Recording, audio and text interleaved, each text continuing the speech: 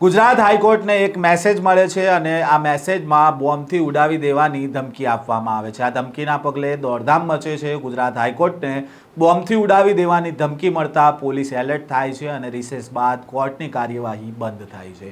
શું જ હતો સમગ્ર મામલો, વિગતે વાત કરીએ આ વિડીયોમાં।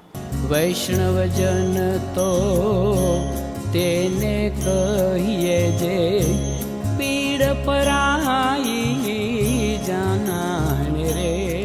નમસ્કાર, નવજીવન ન્યૂઝમાં આપનું સ્વાગત છે। હું છું જયંત દાફડા। ગુજરાતમાં છેલ્લા લાંબા સમયથી જુદી જુદી સરકારી કચેરીઓ, ક્રિકેટ સ્ટેડિયમને બોમ્બથી ઉડાવી દેવાની ધમકી મળી રહી છે। તેવામાં આજે ગુજરાત હાઈકોર્ટને બોમ્બથી ઉડાવી દેવાની ધમકી મળે છે। ઈમેલ કરીને બોમ્બથી ઉડાવી દેવાની ધમકી આપવામાં આવી હતી। હાઈકોર્ટના રજિસ્ટરના ઈમેલ આઈડી પર ઈમેલ આવ્યો હતો, જેના બાદ આજે સવારે ઈમેલ આવતા પોલીસ દ્વારા સમગ્ર કેમ્પસમાં તપાસ હાથ ધરવામાં આવી હતી। સોલા પોલીસ, BDDS સ્ક્વોડ અને હાઈકોર્ટ પોલીસ છે તે હાઈકોર્ટ પહોંચી હતી। જોકે તપાસમાં કંઈ ન મળ્યું હોવાનું સામે આવ્યું છે।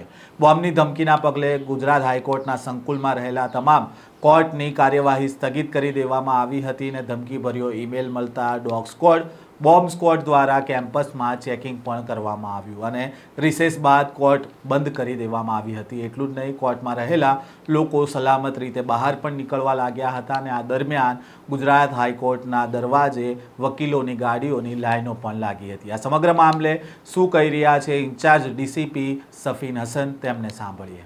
અમદાવાદ શહેરની અંદર નામદાર ગુજરાત હાઈકોર્ટમાં સવારે 11:15 આસપાસ એક ધમકીભર્યો મેલ જે છે રિસીવ થયો હતો, જેમાં એવી વિગત હતી કે અમે સાંજના સમયે બોમ્બથી એટલે આઈડીથી નામદાર હાઈકોર્ટના જે બિલ્ડિંગ છે, પ્રિમાઇસીસ છે, એની અંદર બ્લાસ્ટ કરવાના છે, તો તમામ લોકોને તાત્કાલિક જે છે એ ત્યાંથી હટાવી દેવા એ પ્રકારનો ધમકીભર્યો ગુનાહિત ધમકીભર્યો મેલ રિસીવ થયેલ, જેની જાણ હાઈકોર્ટે થતાં તાત્કાલિક કલેક્ટરશ્રી અને માનનીય પોલીસ કમિશનરશ્રીએ પણ હાઈકોર્ટની વિઝિટ લીધી। હાઈકોર્ટના જે પદાધિકારીઓ છે એ અને પોલીસ તેમજ કલેક્ટર ઓફિસના પદાધિકારીઓ વચ્ચે એક મિટિંગ પણ થઈ। આ જે મેલ છે એને ધ્યાનમાં રાખી અને લોકોની સેફટી સલામતી માટે પ્રિકોશનના ભાગરૂપે મિનિમમ ડિસ્ટ્રપ્શન સાથે હાઈકોર્ટનું જે ફંક્શનિંગ છે લંચ અવર્સ પછી અત્યારે મુલતવી રાખવામાં આવ્યું છે અને પોલીસ દ્વારા અમદાવાદ શહેરની 3 BDDSની ટીમ અને અમદાવાદ ગાંધીનગર સ્ટેટ કંટ્રોલ તરફથી ફાળવાયેલી બીજી 3 એ કુલ 6 BDDSની ટીમ અને સ્થાનિક પોલીસ દ્વારા સઘન ચેકિંગ, એન્ટી સબોટાજ ઓપરેશન જે છે હાથ ધરવામાં આવે છે। હાઈકોર્ટના તમામ જે એરિયાઝ છે, તમામ બિલ્ડિંગ્સ છે, ઇન્ક્લુડિંગ જ્યુડિશિયલ એકેડમી, ત્યાં આગળ આ પ્રકારનું ચેકિંગ જે છે કરવામાં આવી રહ્યું છે।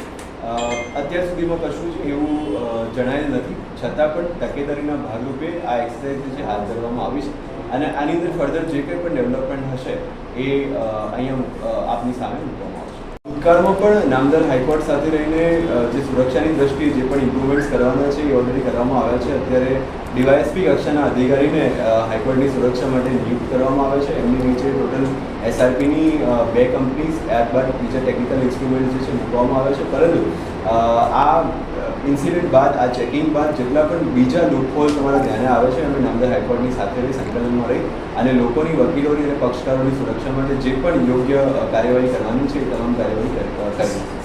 ઇન્ચાર્જ ડીસીપી ઝોન 1 સફીન હસને માહિતી આપતા જણાવ્યું કે ગુજરાત હાઈકોર્ટને સવારે 10:45 કલાકે ઈમેલ મળ્યો હતો, જેમાં સાંજે આઈડી બોમ્બથી કોર્ટને ઉડાવી દેવાની ધમકી આપવામાં આવી હતી, જેના પગલે હાઈકોર્ટે કલેક્ટર અને પોલીસ કમિશનરને જાણકારી આપી હતી અને મેલને ધ્યાનમાં રાખીને હાઈકોર્ટની બપોરે 1:30 વાગ્યા બાદની કાર્યવાહી મોકૂફ રાખવામાં આવી હતી। સ્થાનિક પોલીસ અને BDDSની કુલ 6 ટીમ તપાસ હાથ ધરી રહી છે અને હજી સુધી કંઈ વાંધાજનક મળ્યું નથી અને કયા આઈડીથી ઈમેલ મોકલવામાં આવ્યો હતો તે માટે ફરિયાદ દાખલ કરવામાં આવી છે અને તપાસ શરૂ કરવામાં આવી છે। આમ આજે ગુજરાત હાઈકોર્ટને બોમ્બથી ઉડાવી દેવાની ધમકી મળતા પોલીસ એલર્ટ મોડ પર આવી ગઈ છે અને આ મામલે તપાસ કરી રહી છે કે આ ઈમેલ ક્યાંથી આવ્યો હતો। આ પ્રકારના સમાચાર સાથે ફરી મળીશું, ત્યાં સુધી નવજીવન ન્યૂઝ સાથે જોડાયેલા રહેજો। વૈષ્ણવજન તો તેને